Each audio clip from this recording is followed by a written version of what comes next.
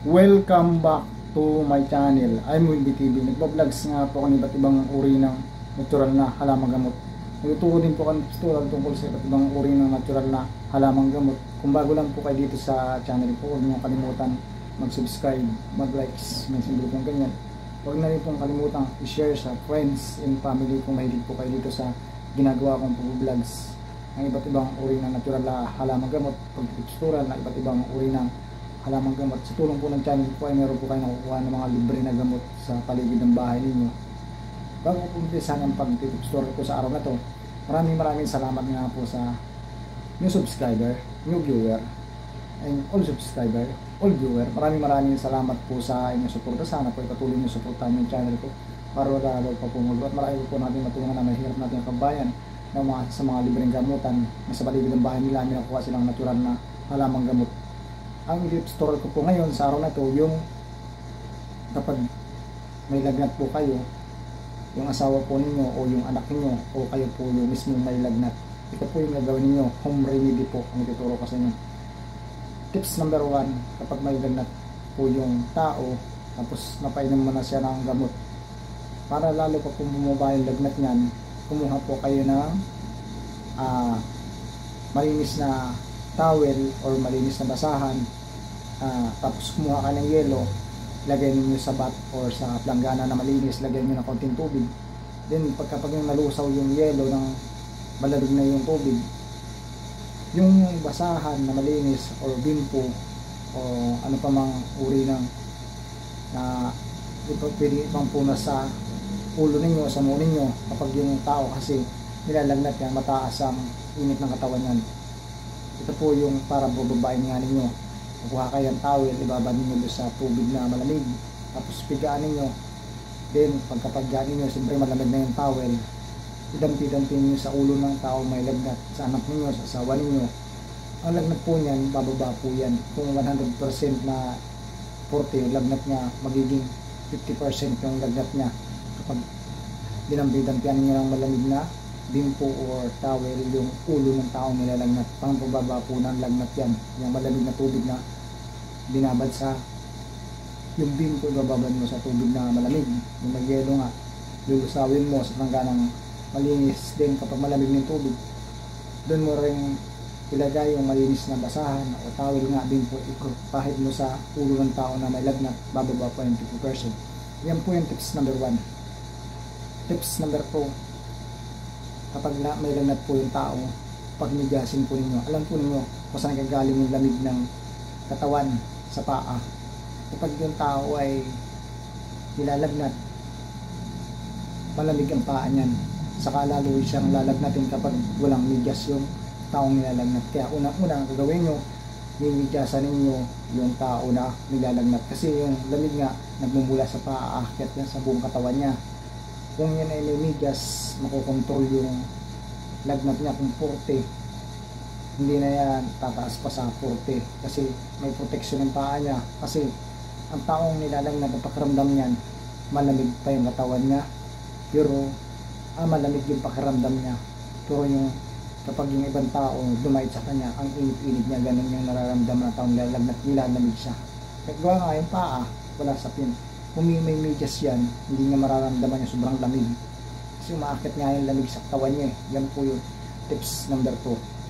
Tips number 3, yung kapag may lagnat na ang kasama mo, sobrang lagnat niya yung mataas, ito kailan nyo lang ipikasin oil. Yan ang gagawin nyo dito sa ipikasin oil. Ito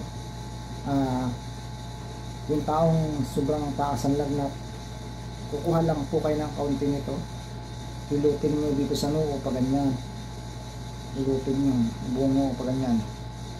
Yan. Then pagkahilot nyo sa noo na yan, ang gagawin niyo pagkalagay nyo pikisin mo, diba hinihilot nyo dito sa liig, hilutin nyo sa liig yung taong may lagnat, dito sa liig, dito sa buong liig na sa puno ng tinga natin yan, yan. Diyan mo hilutin yan, tapos sa kabila hilutin mo hanggang sa liig. Yan. Ganon din sa likod, hilutin yung taong may lagnat. Ganon din sa taa, binti, hilutin mo na ipikasin oil. Mabisa po itong ipikasin oil.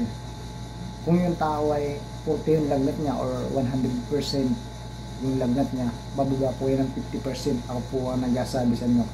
True po ito na ginawa ko na doon sa kasama ko sa bahay. Ilang beses ko na na-try ang efficacy oil. Bababa yung lagnat ng tao, saka giginhawa yung pakiramdam niya kapag may lagnat siya. Agad na gagaling yung lagnat niya kapag hinilot niyo ng efficacy oil. And again, dito niyo hilutin yan. Ganyan ang hilot, huwag sobrang lakas, dahan-dahan lang. Lahat lalagyan niyo yung muko ng tao may lagnat. Then dito nga sa liig, dito, yan sa puno ng tenga hanggang sa liig. Dito sa kabilang ito, hilutin mo. Sa likod, hilutin mo. Sa binti, sa paa, lagyan mo ng efficacy oil. 50% bababa po yung lagnat niya. Madaling gagaling ng lagnat. Yan po yung tips number 3. Okay? Tips number 4. Ito po yung ibigay mo sa taong nilalagnat. Pakainin mo siya ng lugaw na may arroz caldo, yung may manok, yung mainit-init. Nakakatanggal din niya ng 50% ng sakit ng tao kapag pakakainin mo ang arroz caldo, kasi kung palakas ng katawan, yung lugaw na mayroong mga manok na kasama na nilaga, isasama doon sa lugaw. Ganon din yung baka. Yung baka ilalagay mo sa lugaw ng taong nilalagnat. I-mix mo sa lugaw yung malambot naman para lumakas yung katawan niya. Ganon din yung kalming kalabaw, ilawak mo rin sa lugaw niya para lumakas po yung katawan niya. Ganon din po yung kung may sinigang kayo na baboy, nilaga na baboy, nilaga na baka, or tinula na manok, o sinigang na isda na may mga gulay na press na gulay. Isa po yung nakakagaling ng lagnat.